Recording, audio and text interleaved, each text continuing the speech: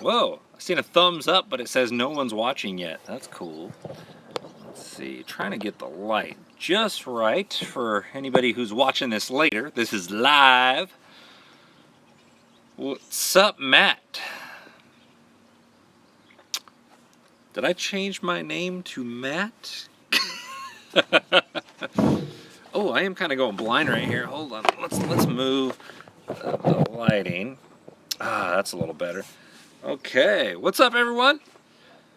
Thank you, BK, Scary Larry on Top Fishing, Roman, Ryan.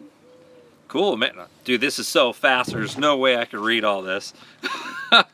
I got the Fly box, the Bass XL box, the multi-species box. I love this. I never really know what I'm going to get in there.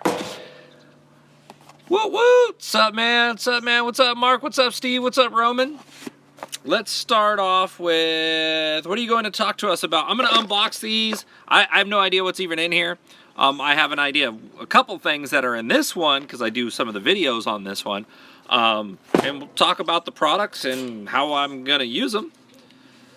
Let's check it out. Try not to hurt myself with these scissors. I'm a shaky dude. All right, let's see what we got.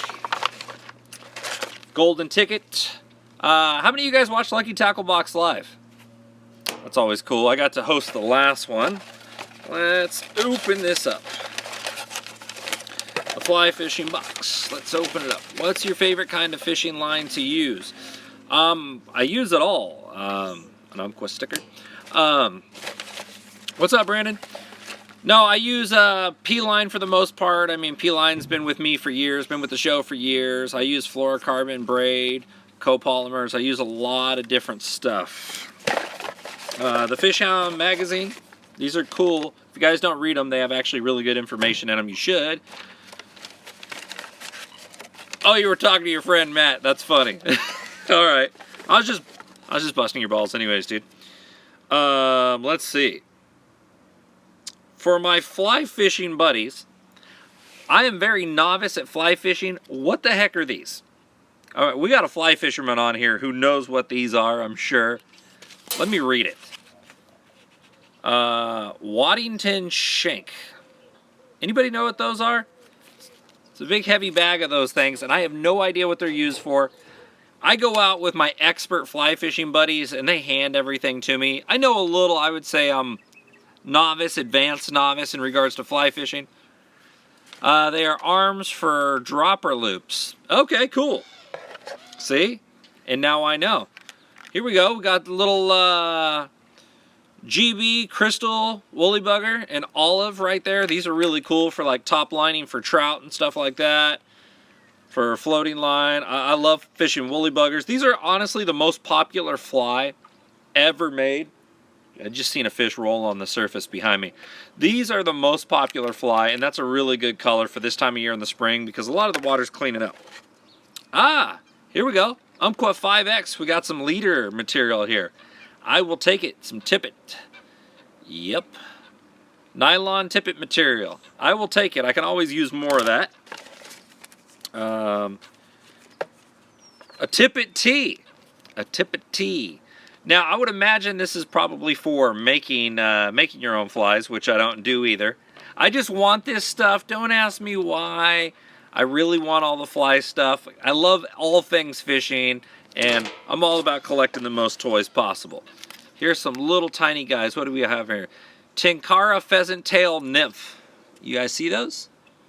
Can you guys see those in there? That's hard to see, huh? Kinda right there. Yeah, little guys. And then we have some Tinkara pheasant tail nymph. This is a little bit larger one here.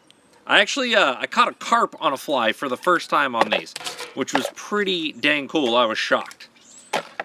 I hear how hard it is, and I've went and tried to catch them on the fly lots of times. Super, super difficult. Jared Fong, what town you from? Yo, LTB for life, man. Yes, I am becoming part owner in Lucky Tackle Box, which is really, really cool. What's your favorite fly rod setup? Probably the most versatile is a 6-weight. You know, I prefer a 3-piece 6-weight. And it's not like I'm very advanced or anything, so that could change over time. But, you know, I like to catch bass, panfish, and trout on it. So, basic floating line. You want to fish with me, Tom? Dude, you guys got to come out to the IFMIS events. Oh, I got the multi-species box now. Golden ticket. For anybody who doesn't subscribe to Lucky Tackle Box, if you watch Lucky Tackle Box live and see these numbers right here on the back, you guys take a screenshot of that and you win something, you can just say Nick has the ticket and I'll verify. You guys can win it. First to email me with that number on a product, if we call it off on Lucky Tackle Box Live, I'll let you guys win with my ticket. That'd be kind of cool. Dude, they give away rods, reels, all sorts of good stuff. It's kind of getting dark. Hold on. Let's see if I can adjust the light. Keep it above the water for them to jump for the fly. It is tough but doable. Yeah, it was a top water fly. It's a dry fly. That was really cool. Okay, here we go. Some Mustad drop shot live bait hooks, size 2 in the multi-species. Then we have a Matrix mullet. Looks like a top water walking bait right there. That's pretty dope. Then we have, oh, look at that, flipping the bird. These are cool. It's like a topwater frog, but it's a bird. These came from the California Delta, insanely popular. If you guys have toolies, aka bulrush, yes, I am in Northern California. If you guys have that around your shorelines and those blackbirds and swallows get in there and start nesting, bass will chomp those. Big bass will chomp these. I'm stoked. I cannot believe that came in the box. I had no idea. Egret little swim baits. These are always dope for small fish and panfish. What do we got here? Oh, some Stillhouse grubs. These are like little fat suckers right here. These would probably be good for crappie. I'm gonna go to Maloney's. Whoa, check this out. A Reaction Strike swim bait. Look at that. Dope. All right, this is really good. This time of year, you have a ton of fish moving into pre-spawn, a ton of fish spawning, a little bait fish like that. I'm probably gonna take the treble hook off the bottom and just run that top hook so I can bump the bottom since they're down there building beds, and they will smoke that little tiny trout right there. Dang, this is a score. And then I got some little black brim bugs. They look like little black spider bugs there. How long have you been fishing? My whole life. I cannot acknowledge a time that I was not fishing. My rods are going to be out this summer. We're probably going to announce them at iCast. I'm going to be doing a bunch of giveaway stuff. It's going to be awesome. The price point's really cool. I'm changing 2 of the rods right now. I've been putting a lot of blood, sweat, and tears into making sure these rods are absolutely right for you guys. I'm not going to sell a rod that I think is not perfect. So I am doing my best to make these things perfect. And so far, the ones I've been using are incredible. I have a ton of footage of me boat flipping them. No, my rods are going to be a brand new company. Some of the specialized rods from iRod I will still be using. But I have a whole new rod company coming out. I couldn't just build one rod. I wanted to make a whole entire rod line for you guys at a really good price point, really good quality that would do everything. I can't give up too many details, but you guys are going to love it. It's going to be awesome. What's up, Hill? That wasn't Hillbilly. It was like Hillbillery. The name of the company is going to be Stix, S-T-I-X. Another golden ticket. And got some, what was that? Oh, some Tamiki EWG hooks. Pretty dope, pretty dope, pretty dope. What's up, what's cracking, Bill? Those, what are those, 4-0s? Oh, 3-0 EWG. That's a pretty good size. I really like fishing 3-0s a lot of the time instead of a 4-0. I get a little less meat to the hook, a little lighter, fall a little bit slower in the shallow spring fish. Oh, the Monster Bass Square Bill. I just seen Tyler. He put up his video on the Lucky Tackle Box page, throwing this. Square bills, the water's dirty. The fish are moving up on rocks. It's pre-spawn, especially in the California Delta. I was out yesterday crushing them on square bills. Got a little chartreuse in the back, a little white in the belly. Perfect for dirty water. What? Uh-oh. Score. Score. Yeah, a lunker hunt poppin' frog. These are dope. These are seriously dope. It's almost frog season for me, man. As soon as the water starts getting matted up on top, frog season's going to come out to play. These are going to be huge. Huge. So there's an LTB for bass fly, panfish, yeah, and inshore. Whoa, whoa, whoa, comments are flying. Hold on. What's the best way to build up my fishing knowledge? Videos, books, magazines, Bass Angler Magazine, Bassmaster Magazine. When would you choose walking a frog over the lunker? Oh, a walking frog over a popping frog. I think that's what you meant to say.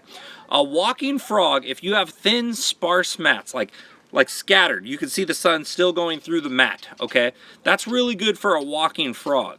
If you have really thick, concentrated mat and the water's dirty, you need to create more audio. So a popping frog, boonk, and letting it sit, boonk, and letting it sit is going to let them hone in on it a little bit better. If you have mixtures of mat, if you have yellow leaf, primrose, water hyacinths all mixed together, how the root system grows, it can be farther down to where they might be looking through a wall, and a popping frog can encourage them to push through that wall and come look and find it. If you have a thin scattered surface layer like duckweed, a walking frog can be really good. Thin matted grass or swampy, like a swampy cover, a lot of algae or a lot of loose leaves and debris, a walking frog tends to be better. Check that out. That's a sick chatterbait. I bet you I can get bit on this on the Delta right now. That's got, what is that, like a white frog pattern. That is sick. Yeah, I can totally catch him on that. Have you ever fished Contra Loma Reservoir? No, I have not yet. I have not. Okay, then we got some big old grubs. Shaky tail ringworm. They look like a big grub to me. Let's take one out. That's kind of trippy. Yeah, I already fished a little earlier today. Yes, Kevin, I am the fug guy. Yeah, they're just big grubs. Have you guys ever thrown big grubs on little ball head jigs or darter head jigs for bass? They work really, really well in smallmouth lakes and spotted bass lakes. Yeah, I did the opening of the fly box. You'll have to go back and watch this video again if you want to watch that. I did that first. Thanks, Kevin. Oh, here it is, the links. Okay, that's the Lunker Hunt links.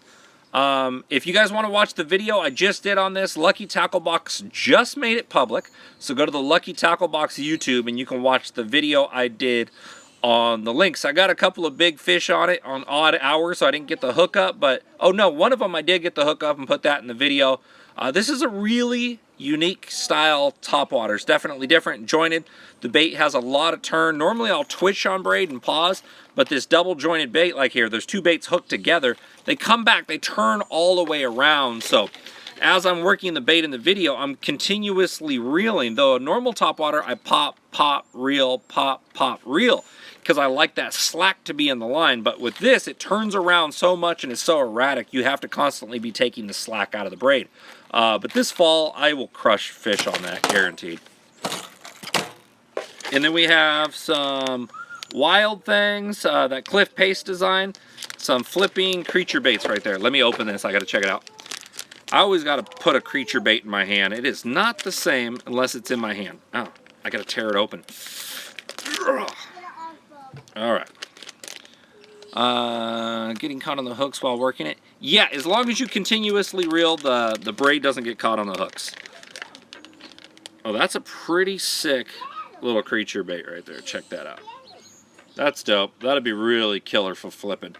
What's your favorite bed fishing bait? An 8-inch white glide bait, believe it or not. And then once I get them fired up on the big bait, if the big female won't turn it over and eat it, I like the big white glide bait. I am putting out a bed fishing special. The male comes up, boom, boom, boom, boom, bites the back. It fires up the female, who's usually sitting off the bed, comes over, flips that glide bait over, and absolutely hammers it. Dude, these are some killer baits. I think I'm going to sign some of this stuff and do a giveaway on my Facebook for you guys, because I already have some of these, so it'd be kind of cool to share the wealth and hook you guys up. Which braided line should I use for top water bait? My frogs, I used to use 50, but now I really like 65. I've broken 50-pound braid. There's no stretch, so there's no shock in the line. 50 is a little better long range for top water. Walking baits, 50 is good. Buzz baits, 50 is good. But for my frogging and punching, I prefer 65. Headed out to Paradise in the morning was all I seen. Waking a spinnerbait's been really good. Texas rig, Senko's up against the Toolies have also been producing really well. Outgoing tide has been best. The incoming tide's been a little bit funky because we have so much fresh water running into the system. For all of you who are just posting comments and stuff on there, I read literally 1 out of 8, so retype it if you want me to read it.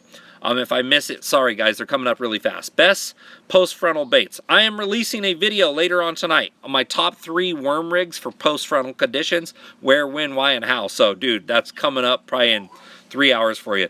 Where do bass spawn in a pond full of... Okay, sorry, we're back, guys. I got a phone call there that interrupted us. The last question was, where do bass spawn in a shallow pond with muddy bottom? They're just going to spawn shallow. It's going to be super, super close to the bank or against the wall. What do you suggest using on Lake Tolek? Right now, we were just over at Tolek. We were still using Ned rigs. The buzzbait bite is really good around the shore. Walking bait, we were catching good smallmouth on it. Ned rigs on the longer tapering points leading into Black Creek has been producing a lot of smallmouth. The main lake wall right across before Black Creek, that wall to the southeast side of the lake, I had a lot of smallmouth on it too. What line do I use for a Ned rig? I use 6 and 8 pound fluorocarbon. Can you catch salmon with power bait?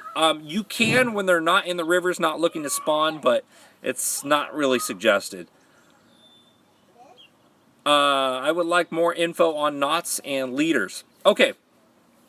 Fluorocarbon line, use any improved clinch knot or a fluorocarbon knot. For braid, use a double Palomar, and I can actually show you guys. I'm going to do a quick tip video on a really fast knot I do with braid that I think works better than anything else. And it's kind of funny because you guys know a basic clinch knot where you put it through the eye, okay, you take it out, you twist it around 5 or 6 times, and you go back through the little hole just above the eye to the hook. Well, with what I do with braid, and it's crazy, I never thought it would work. One time I was lazy, and I was trying to knock something out real quick.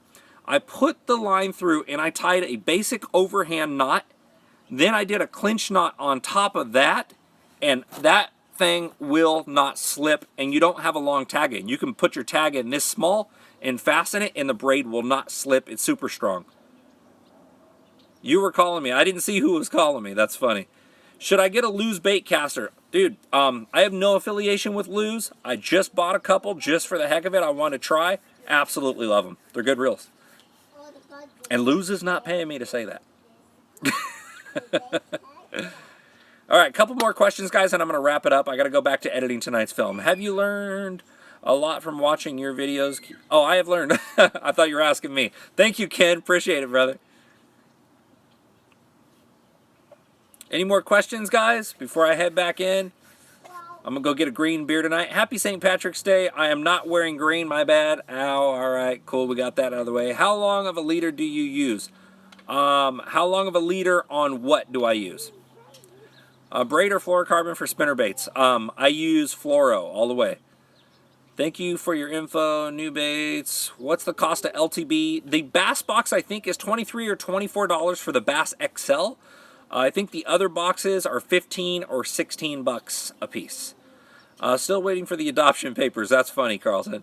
What's a favorite bait to use year-round? If I had to use only one lure year-round, it's going to be a 3/8 ounce peanut butter and jelly jig or a green pumpkin jig. Favorite gill rod? Ooh, that's really tough. I like fishing gills on ultralight. The St. Croix Triumph 5'5" is probably the funnest one, the slow tapering one. Good video, bro. Enjoy watching. Thank you, man. Appreciate it. All right, one last question, and I am out, guys. I'm trying to stack everything back together so I can come down off my boat dock and put it back in my house. I co-host LTB Live from time to time. Not all of them. I think Tyler's going to do the majority. Oh, I missed the spotted bass and Vieras. Ask that one again. Ohio's bipolar weather. What I do for that, dude, is run. Run to California. Move to California.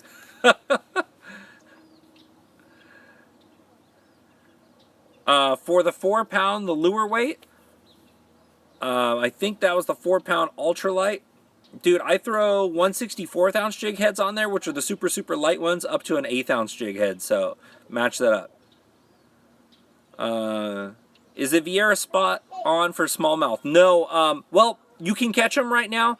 It turns on really good June, July, August, September. That's when it's phenomenal out there for those smallmouth. You can go out and catch them. You probably still go out and catch 30 or 40, but I'm talking like 100, 200 fish days. The heat really fires up those smallmouth in the Sacramento River. All right, guys, I am out of here. Catch you later. Thank you for watching.